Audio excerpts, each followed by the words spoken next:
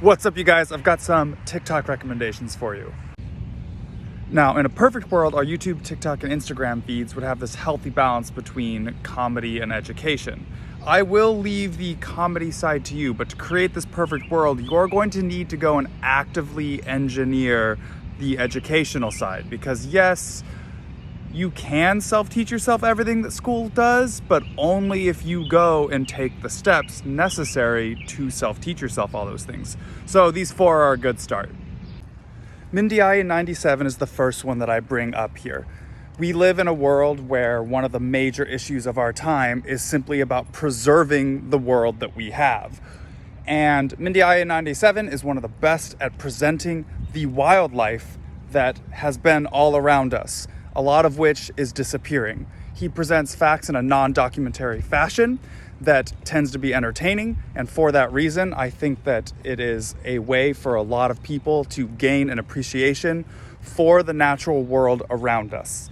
So, without further ado, I have two videos by him. The first is going to be on a dwarf elephant. So for that one, give me 2 to 3 sentences encapsulating, giving a summary of what this dwarf elephant is, where it's from, things that it's done and has happened to it.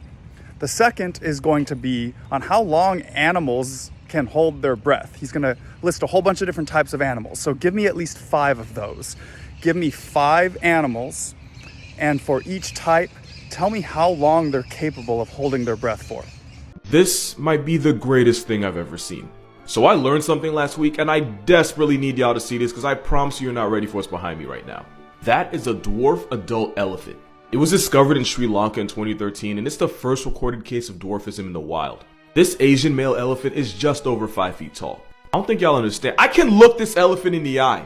That's not even the best part. When they found him, he was squaring up with a male that was actually normal size. And the thing is, it was the mini-me that was the aggressor. This travel-sized elephant was picking a fight with someone literally twice his size. And winning. Like, this elephant probably wasn't even tall enough to reach his mom's nips as a kid, yet he's out here like a barber handing out fades. They ended up finding him a year later, but with what looked like gunshot wounds. Which sucks, and is why humans are the Earth's acne, but this elephant built like a corgi took shells like 50 and kept it pushing. If that doesn't motivate you, nothing will.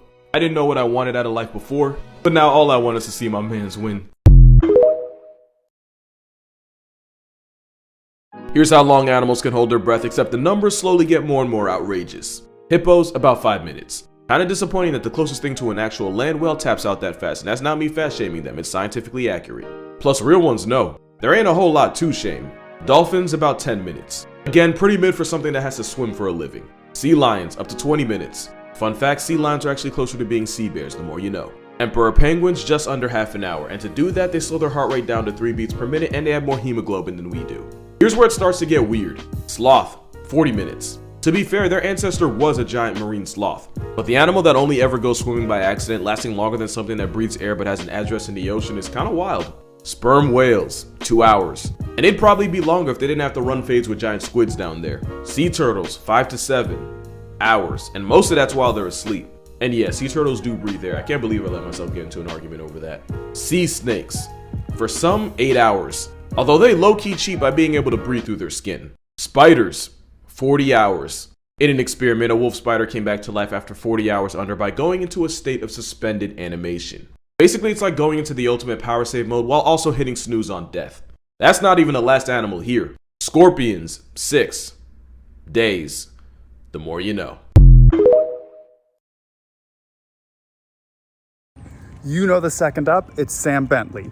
Sambentley counteracts the negativity that we usually get in media. Most news focuses on things that are bad, but Sambentley is dedicated to delivering ideas and information that should make you feel better. And he delivers along a certain theme. That theme is about making the world a better place, about making it more sustainable so that we can coexist with wildlife and not drastically change the environment which we live in.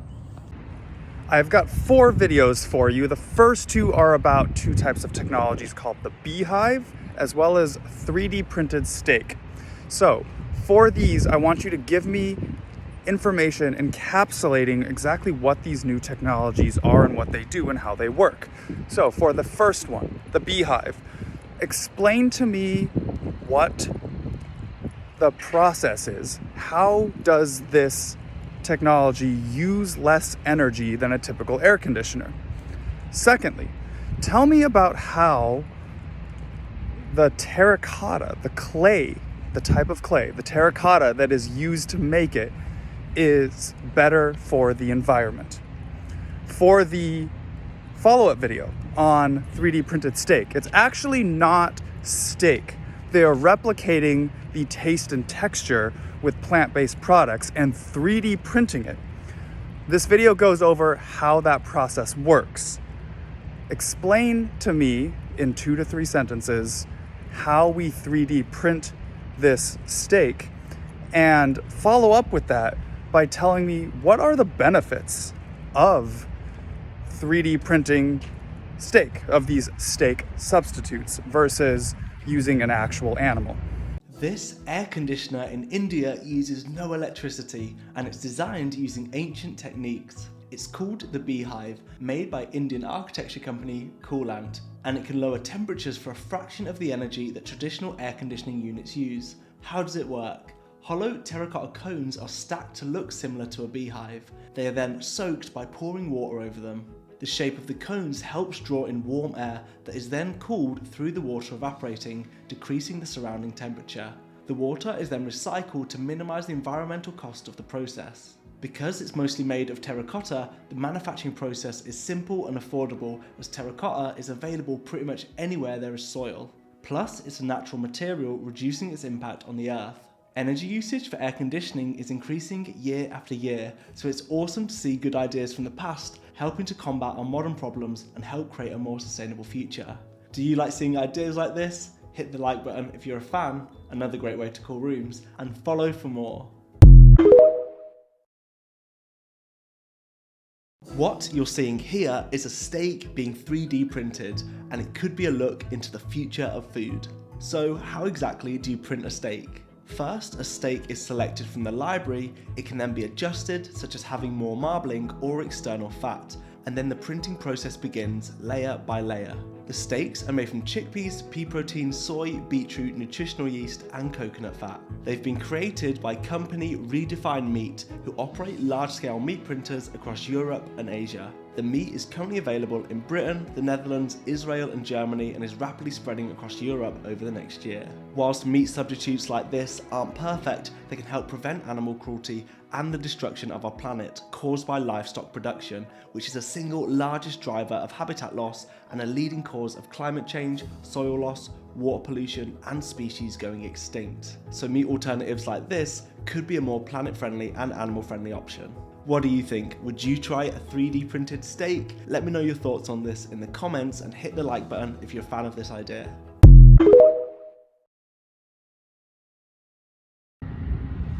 My next 2 samples of Sam Bentley's work also feature technologies that are substituting our old way of doing things. So in this case, we're talking about a substitute for plastic, as well as a substitute for a wind turbine. So the first question I have for you is, what is that secret ingredient that they're using for a plastic substitute? What can we use instead of plastic? Hint, it's seaweed. Now, with that answered, how do we use seaweed? How can we use seaweed in a way that's actually better for the world? And I would like you to give me 3 reasons that using seaweed for wrapping food is better than using plastic. Because plastic in its day was considered a godsend. And you've probably heard that it hasn't really been the best for the environment in terms of disposing of it. Now the next one relates to wind turbines. We went all over this and talking about how wind and solar are going to be the future of producing the electricity, powering all of the objects that we have around us every day. There are some downsides to the wind turbines though. Give me 3 pros of this new type of wind turbine, the skybrator. What are 3 pros of the skybrator and 1 con of it? A company has created edible food packaging that could help stop plastic waste. So things like orange juice, ketchup, and even water can all be consumed without plastic packaging, meaning plastic bottles and single-use sachets could be a thing of the past. So what's the secret ingredient? One word: seaweed. NotPla, a company in London, has started replacing plastic with seaweed. Seaweed is one of nature's most renewable resources. It's fast growing, doesn't require freshwater, land or fertilizer, and it's abundant all around the world. And NotPla are using it to create packaging that's naturally biodegradable, home compostable, and even edible. During the London Marathon, they replaced around 36,000 single-use plastic cups and bottles with their edible water bubbles. How awesome is that? Innovations like this bring us one step closer to building a waste-free world. If you'd like to see more innovations like this, click the follow button and hit like to help amplify positive stories. This wind turbine has no blades. The wind turbines that definitely don't look like vibrators have been created by Spanish startup Vortex Bladeless, and they can convert wind energy coming from any direction. Essentially, the base is connected to the ground, whilst the cylindrical mast is able to live its best life and oscillates freely perpendicular to the wind direction, which generates electricity, utilising something called vortex shedding. The technology, which is still in development, isn't as efficient as traditional wind turbines like this, but as there are no blades, they're safer for wildlife such as birds, they're lower maintenance, and they create virtually no noise pollution. They can also generate power at a rate 30 to 45% cheaper than traditional turbines. Go skybrators! What do you think of these wind turbines? Let me know in the comments, and if you want to see more innovations helping create a cleaner future, tap the like button too.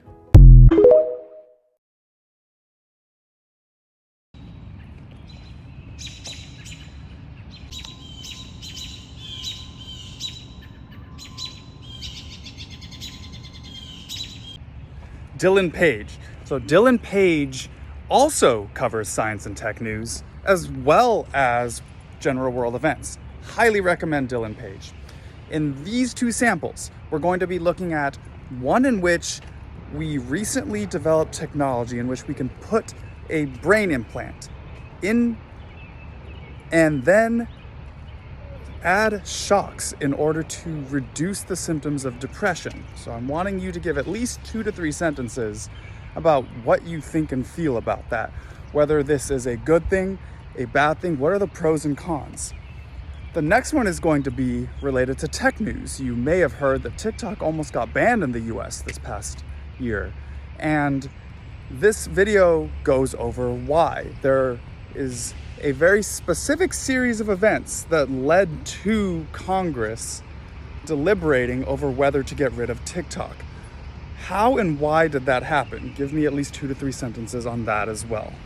The world's first brain implant to treat depression has been created, and it's about to start its second human trial. The digital pill is created by the company Inner Cosmos and consists of 2 parts: an electrode which sits under the skin of the scalp, and the charging pod which snaps onto the user's hair and powers the device. The implant works by sending electrical pulses to the region of the brain affected by depression once daily for 15 minutes. It also can be connected to an app on your phone that displays mood and depression graphs which can be shared with your doctor. The founder said that their goal was to move the 140 million Americans on antidepressants or attention drugs away from the pills and toward a more effective treatment. Big Pharma will be watching this very closely. The first subject already has one of these on their skull and will be testing it out for a full year, while the second is set to have it implanted next month. So the question is, do you think this is brilliant scientific progress or a dark dystopian future?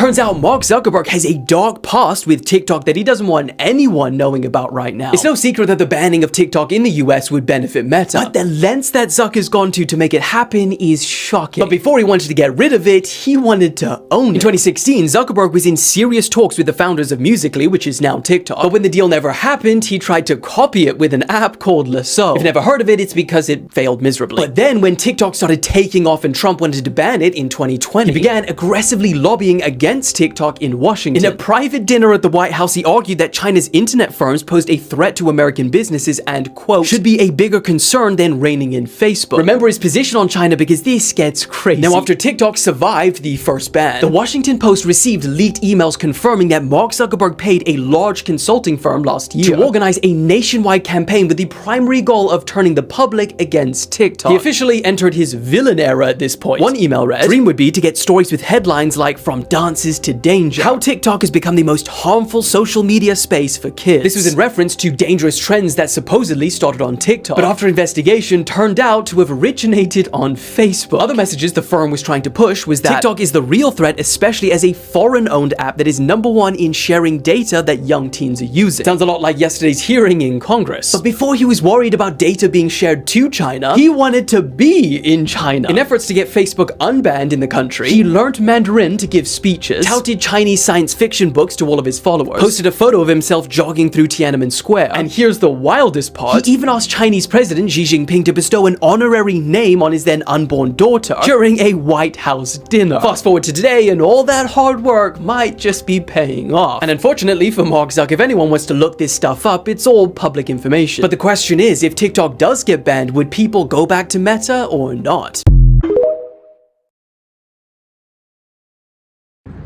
More perfect union. More perfect union is a reference to our Constitution, the preamble specifically. And since More Perfect Union is dedicated to news about the United States, specifically the areas in which we are not fully living up to what the Constitution is saying. In this way, More Perfect Union is the opposite of Sam Bentley, focusing on the negative features which need to change rather than positive news about how we're already causing those solutions to come to pass. These ones can be a little bit political, so I have picked 3 that I feel will work for you guys in terms of giving you a good perspective on how some of this can work.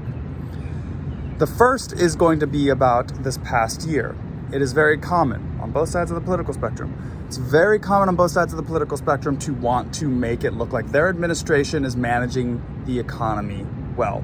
So this TikToker is arguing, despite being very liberal herself, that this liberal administration is experiencing a recession and showing how the government naturally, at least publicly, does not want to admit that and will create arguments to prove that we are not experiencing a recession, a decline in our economy.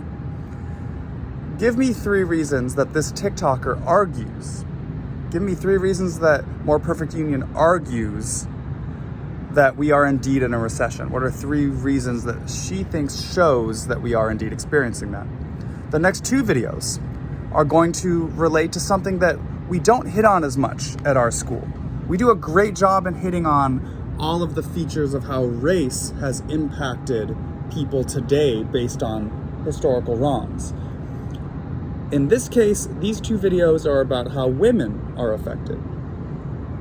So, give me a recap here. Why is being an NFL cheerleader not as glamorous as it seems? Why is being a model not as glamorous as it seems?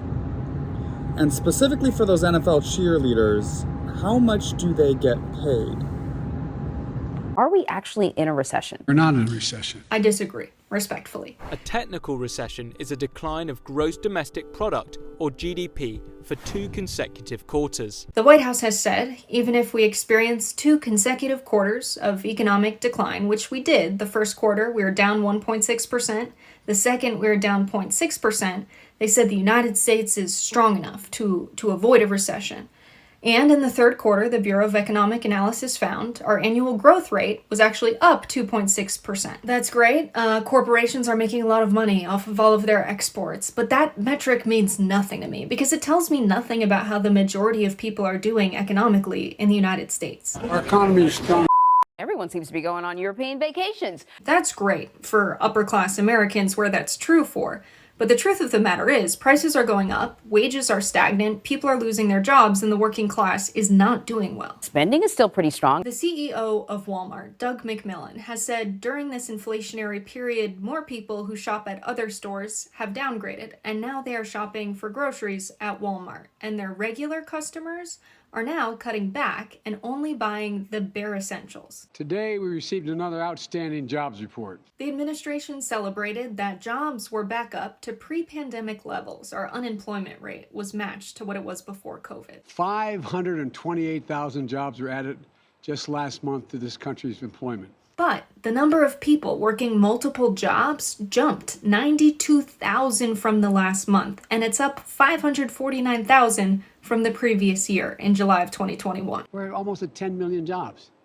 Almost at 10 million jobs since I took office. The data that's being used to say we've had a recovery economically in the United States and we're not in a recession ignores the working class, which is the majority of America. GDP just might not be a good indicator for how people are doing economically anymore, considering how divorced productivity is from how the standard worker is doing economically, how much they're being paid. Until about 1980, we saw wages and productivity increase in tandem with each other, but they started to divorce, and now we see that wages have remained relatively stagnant, despite productivity increasing more and more over time. So despite being more productive, workers aren't seeing a share of that productivity. That money's not going into their pockets. Corporations are spending much less on labor, in other words, wages, and they're profiting far more than they have in the past. Prices are going up, but workers are earning less. They're being squeezed from both sides. So when people say we're not in a recession and we're not heading into a recession, my question for them is, who is we?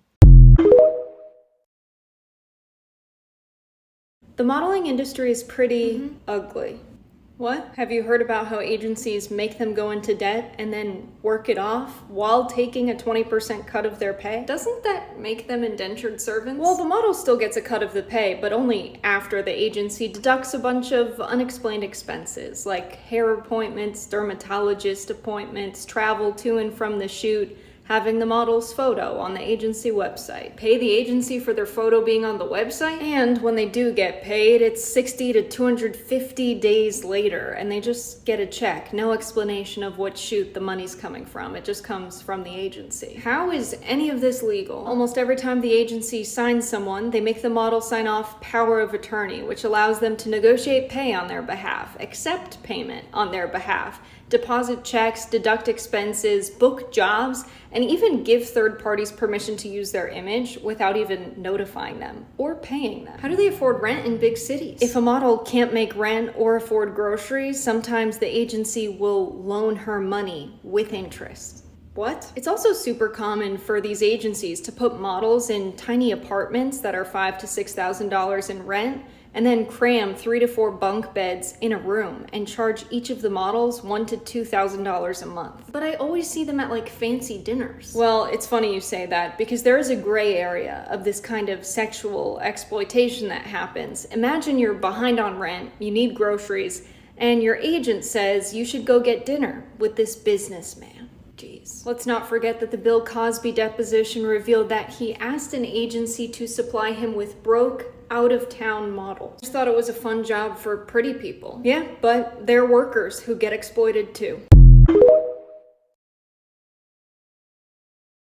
I would not want to be an NFL cheerleader. Because you'd get cold? No, not because of the weather. Yeah, I guess if you get cold, you can just wrap yourself up in all of the NFL money. They make $75 to $150 per game. There's absolutely no way. How long is a game? The game's like 3 hours, but they have to be there 5 hours before to get ready for the game, and then they have about 2 practices per week of about 3 hours each. It's a lot of time. You're telling me a Dallas Cowboys cheerleader is paid less than a cashier at McDonald's. It's like $23,000 a year. But the NFL makes so much money. Water boys make $53,000 annually. Water's very important, I get that, but they should at least be paid as much as the water boys. Legally, they should be paid at least minimum wage. We live in a very litigious society. I'm surprised they didn't just sue. The Raiders did. Good. And the Bills. Good. So did the Bengals. Good. They honestly all should. The details of these cases are crazy. The lead attorney on the Raiders lawsuit said that they had an annual salary of $12.50, which amounts to an hourly wage of less than $5 per hour. Then the players were also fined for infractions such as bringing the wrong pom-poms to practice and wearing the wrong workout clothing to rehearsals. If they forgot their yoga mat, a part of their wages were taken away. The Buffalo Bills cheerleading squad had an 8-year legal battle and they disbanded the squad. They haven't been cheerleading since. Sounds like they just refused to pay them. In their suit, they reported that they were not paid for 840 hours of work, which is a clear violation of state labor laws in New York. The cheerleaders were also required to model for and sell copies of a swimsuit calendar without being compensated. The Raiders had a $1.25 million settlement, that was the second largest, and the Bills had about a $7.5 million settlement. What about the Bengals? The Bengals settled in 2015 and ended up paying $225,000 in wages, and that was the smallest settlement. With that kind of salary, they should just have the water boys do the calendar. More recommendations to come, but until then, we are done. Again, cannot recommend curating your feed to include educational content enough. It will be good for you in the long run because you want to make sure that you're filling yourself with as much good content as possible, meaning things that are entertaining as well as educational.